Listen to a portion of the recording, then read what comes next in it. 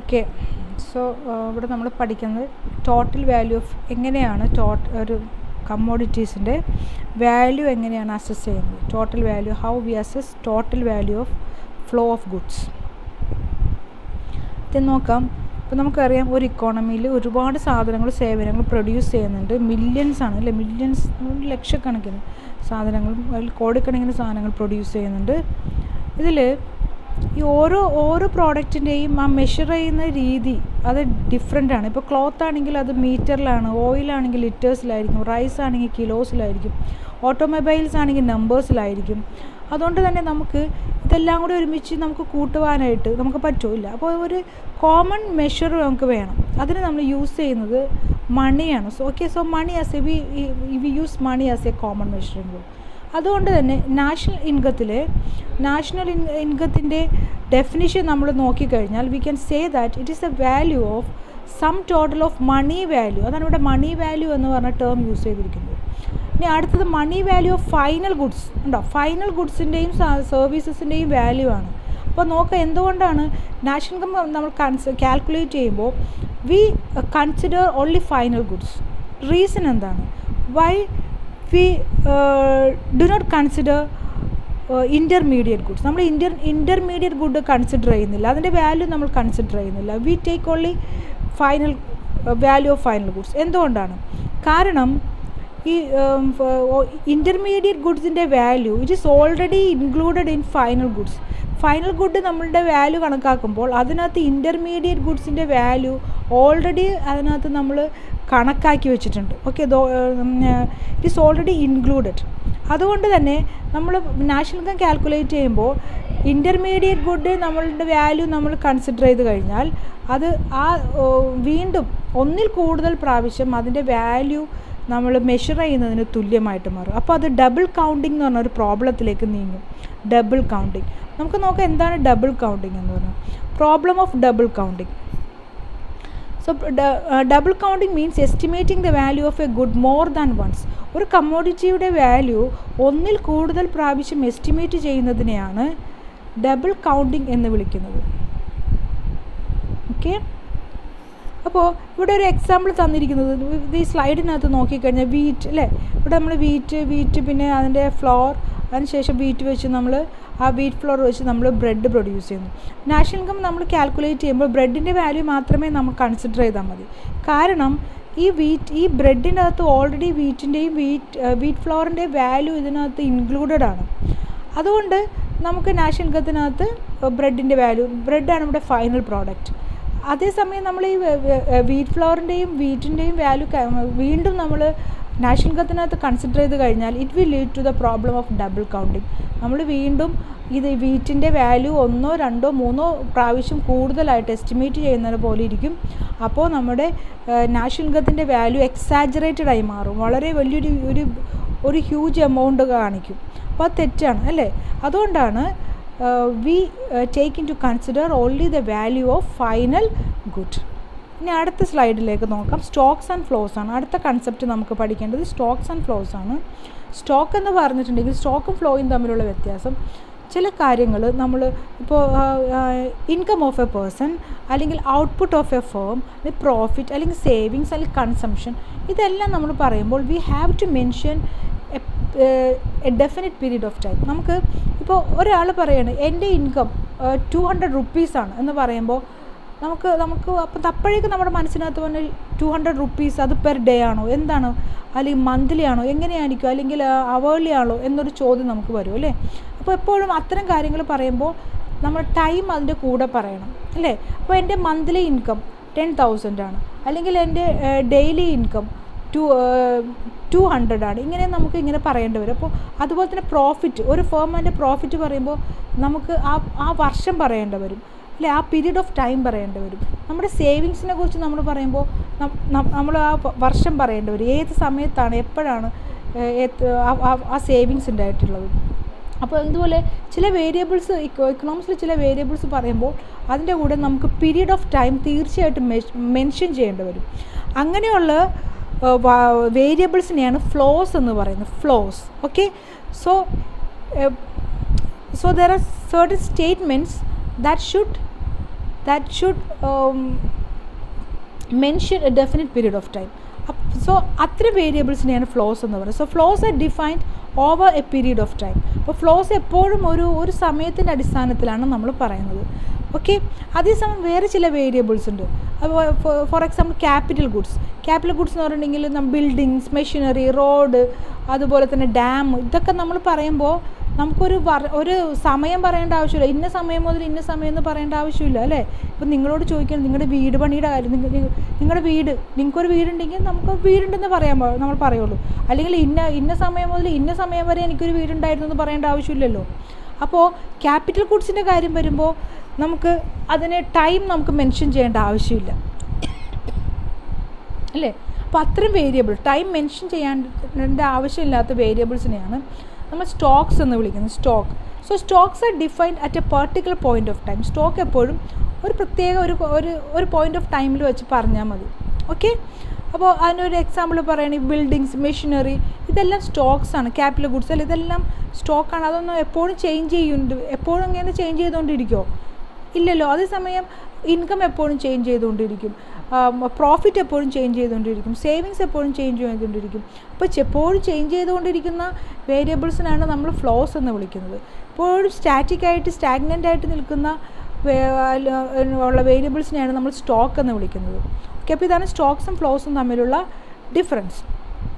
ഇപ്പോൾ ഒരു എക്സാമ്പിൾ പറയുകയാണെങ്കിൽ, ഇപ്പോൾ സ്റ്റോക്ക് എന്ന് പറഞ്ഞാൽ എന്താ പറയുക, ഒരു ടാങ്കിലെ വെള്ളം, ഒരു ടാങ്ക് അതിൽ നിറഞ്ഞെടുക്കുന്ന വെള്ളം എപ്പോഴും സ്റ്റോക്കാണ്.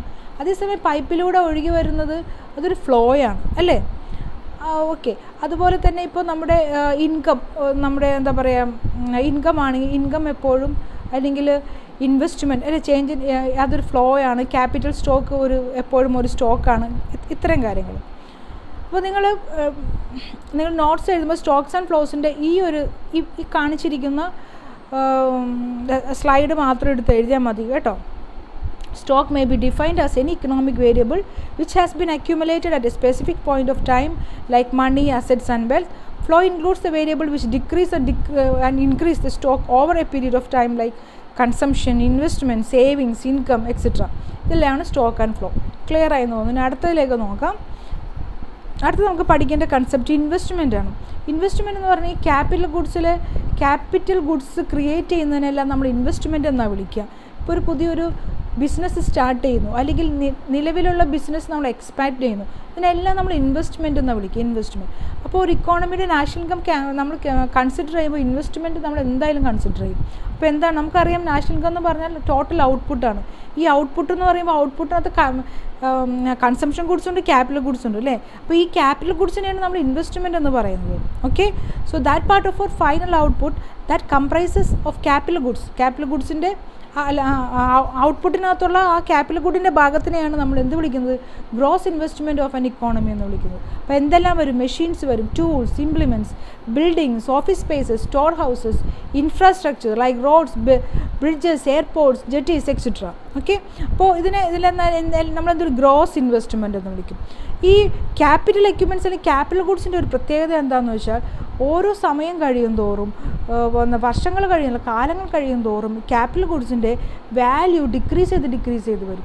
അതിന് വെയർ ആൻഡ് ടയർ സംഭവിക്കും. ഇപ്പോൾ നമ്മുടെ വീട്ടിൽ ഇപ്പോൾ നമ്മൾ വാഷിംഗ് മെഷീൻ ഉണ്ട്, ഫ്രിഡ്ജുണ്ട്, ഇങ്ങനത്തെ സാധനങ്ങളൊക്കെ കുറേ നാൾ കഴിയുമ്പോൾ ചീത്തയായി പോകും അല്ലേ. അപ്പോൾ അതുപോലെ എല്ലാ ക്യാപിറ്റൽ ഗുഡ്സും അതേപോലെ തന്നെ അതിന് വെയർ ആൻഡ് ടയർ സംഭവിക്കും.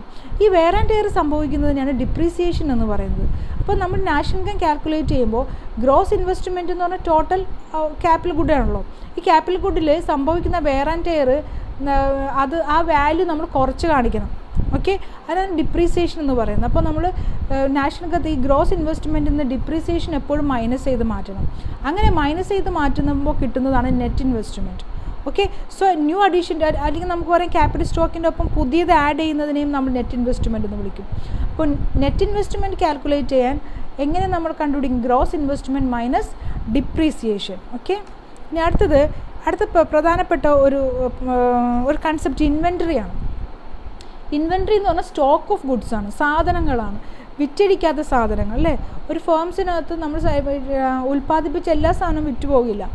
അവിടെ ചിലപ്പോൾ വിറ്റഴിക്കാത്ത സാധനങ്ങളുണ്ടാവാം, അല്ലെങ്കിൽ ഉൽപ്പാദിപ്പിച്ച് ഫിനിഷ് ചെയ്ത് തീരാത്ത സാധനങ്ങളുണ്ടാവാം, റോ മെറ്റീരിയൽസ് ഉണ്ടാവാം. അപ്പോൾ ഒരു വർഷത്തിൻ്റെ അവസാനം ഒരു ഫേമിൽ ബാക്കിയാവുന്ന എല്ലാ ഗുഡ്സിനെയും ഇൻവെൻട്രി എന്ന് വിളിക്കുക.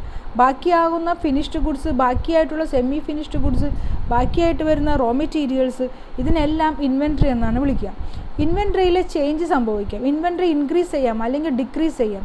സോ ചേഞ്ച് ഇൻ ഇൻവെൻട്രി എന്ന് പറഞ്ഞാൽ ഡിക്രീസ് ഇൻ ഇൻവെൻട്രി അല്ലെങ്കിൽ ഇൻക്രീസ് ഇൻ ഇൻവെൻട്രി സംഭവിക്കാം.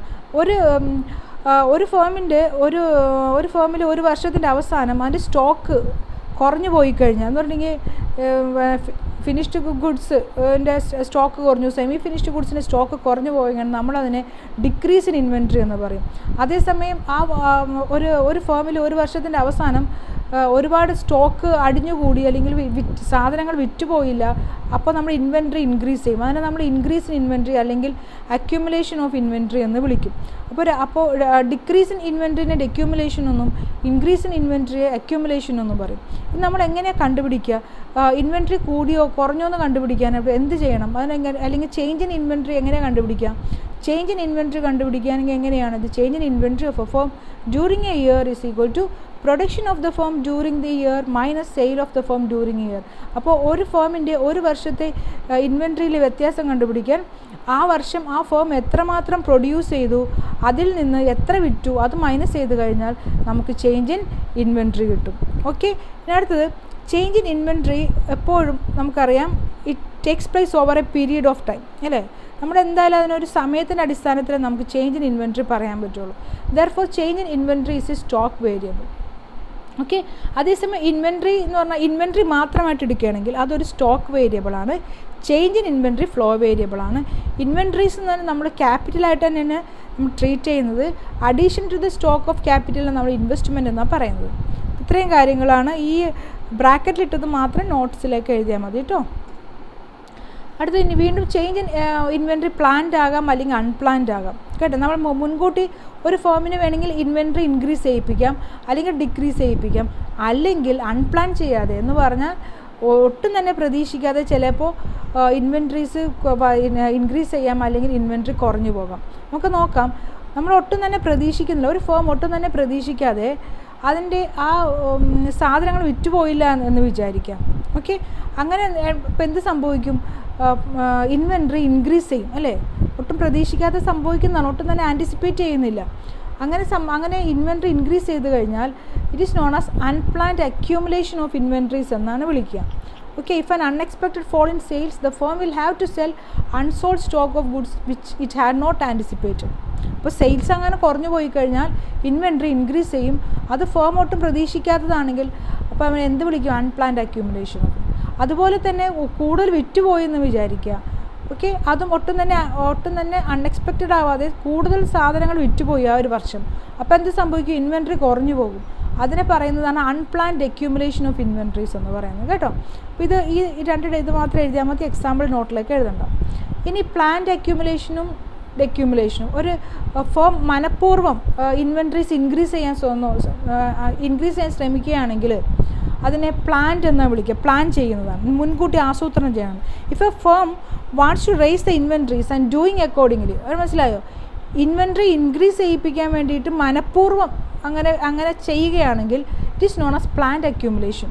If a firm wants to decrease inventories and doing accordingly. അതുപോലെ ഒരു ഫേം മനഃപൂർവ്വം ഇൻവെൻട്രി കുറയ്ക്കാൻ നോക്കുകയാണെങ്കിൽ അതിനെ പ്ലാൻഡ് അക്യൂമുലേഷൻ ഓഫ് ഇൻവെൻട്രി എന്നാണ് വിളിക്കുക.